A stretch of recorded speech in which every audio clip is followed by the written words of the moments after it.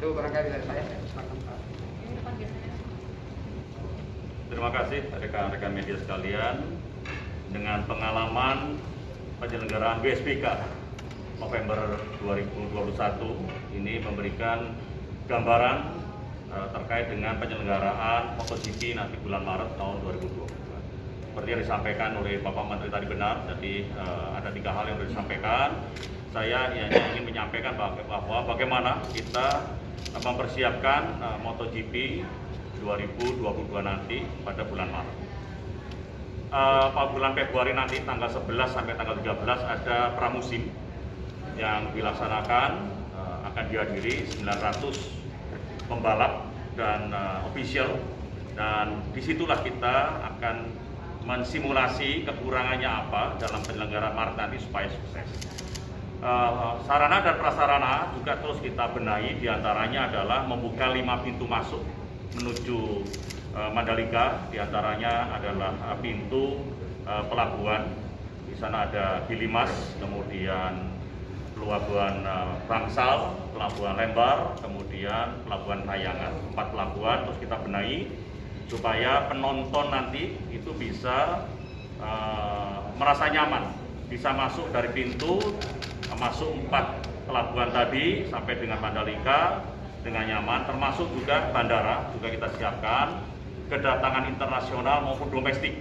Internasional bisa didarati pesawat berbadan lebar ya di Bandara Internasional Lombok 777 maupun 747, sehingga untuk dukungan logistik sudah tidak ada masalah karena 6 pesawat bisa parkir di apron yang sudah disiapkan oleh Bandara Bil. Kemudian dari 5 pintu nanti akan kita siapkan adalah shuttle bus menuju Mandalika. Di Mandalika sendiri saat ini juga melakukan pembenahan. Pembenahan di antaranya adalah di pedok, kemudian di pit building, kemudian di sirkuitnya sendiri, termasuk juga akan disiapkan untuk penonton adalah grandstand yang kapasitasnya kita siapkan 50.000. Jadi baik untuk penonton yang premium maupun reguler kita siapkan itu di luar Royal Box.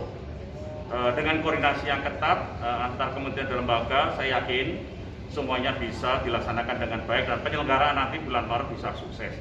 Dan kami juga berkoordinasi dengan Kementerian Pariwisata untuk menyiapkan kesiapan promosi, dan termasuk juga bagaimana kita mensiasatikan jalan keluar terkait dengan hunian, karena hotel atau kamar yang ada di Lombok itu kurang lebih hanya 29.000, sehingga kita juga berupaya untuk membangun homestay di wilayah-wilayah dekat Mandalika, termasuk juga kita akan mendatangkan cruise yang memiliki kapasitas 2.000, 2 kapal, termasuk juga pelni kita juga akan datangkan, dan juga kita akan menambah jalur penerbangan atau jadwal penerbangan.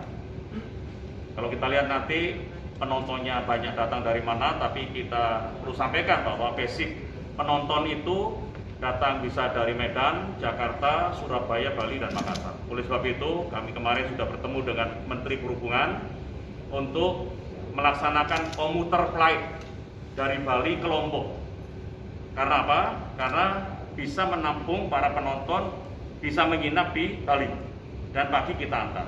Saat ini ada 5 penerbangan akan kita buka untuk komuter flight. Tidak menutup kemungkinan juga nanti Labuan Bajo, kalau ada penonton dari Labuan Bajo, demikian Makassar atau Surabaya. Sehingga apa-apa yang nanti diperlukan oleh masyarakat kita sudah siapkan, dan harapan kita tidak terjadi kemacetan dan semuanya lancar. Nantinya akan kita laksanakan adalah tactical floor game dari masing-masing kementerian, kemudian kita laksanakan simulasi. Setelah simulasi kita laksanakan aneks, kekurangannya apa, di situ akan kelihatan permasalahan yang akan timbul apa. Dari tahapan ini saya yakin dalam pelaksanaan nanti penyelenggaraan bulan Maret akan bisa berjalan dengan sukses. Demikian, terima kasih. Tambahan lagi untuk memastikan keselamatan penerbangan karena trafiknya begitu padat nanti, Kominfo akan menggerakkan mobile unit dari Balai Monitoring Kominfo yang ada di Lombok dan berkoordinasi dengan Balai Monitoring Kominfo di Denpasar, Banyuwangi, dan Surabaya. Nah ini penting untuk apa? Untuk memastikan agar tidak terjadi interferensi perangkat komunikasi yang ada di pesawat terbang di ruang kokpit dengan perangkat radio di darat. Ya.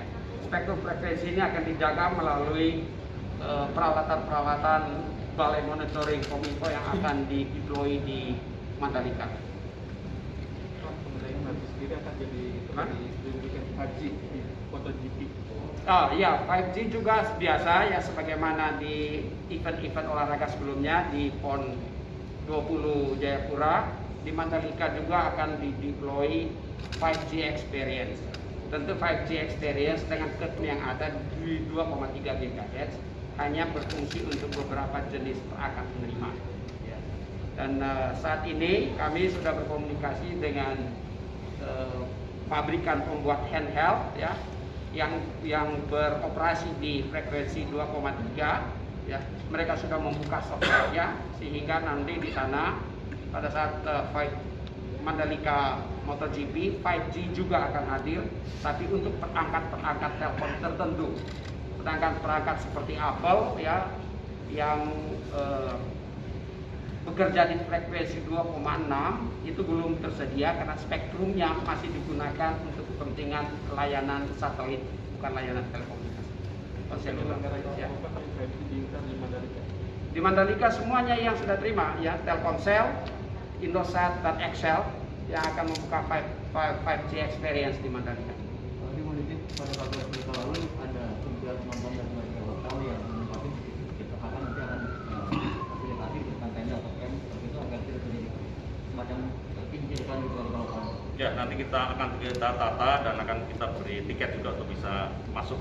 Kemarin sudah kita bicarakan dengan Bupati, kemudian dengan Kepala Desa dan dari ITDC. Ya, kemarin kan ada bukit-bukit ya, itu nanti kita kelola juga dengan baik ya, supaya kelihatan rapi karena MotoGP ini juga dalam rangka promosi pariwisata, sehingga kita akan kemas dengan baik. Nah, protokol kesehatan seperti yang dilaksanakan pada waktu SPK, para penonton ya, kita bicara penonton dulu. Ketika datang dia masuk di parkir barat atau parkir timur, dan itu adalah bagian tempat dari tiketing. Setelah masuk di parkir barat atau parkir timur, mereka tetap melaksanakan peduli lindungi. Setelah peduli lindungi, dia terdata apakah sudah suntik 2 kali, apakah sudah PCR, kapan PCR-nya. Di tempat itu disiapkan PCR dan antigen. Setelah melaksanakan PCR atau antigen, baru diberikan tiket, diberikan gelang, diangkat menggunakan shuttle menuju pintu 1, pintu 2 atau pintu 3 sirkuit. Jadi semua termonitor. Jaga jaraknya, ini kapasitas dari 50.000 sudah kita hitung untuk supaya mereka juga tetap memenuhi protokol kesehatan. Apakah ada disiapkan emergency plan Pak jika ternyata ada lonjakan positif nanti di saya kira nanti dari Satgas ya. Nah, kan Satgas juga akan kami ajak bicara dan kita juga akan minta masukan untuk hal tersebut. Oke, terima kasih rekan-rekan semuanya ya. Terima kasih.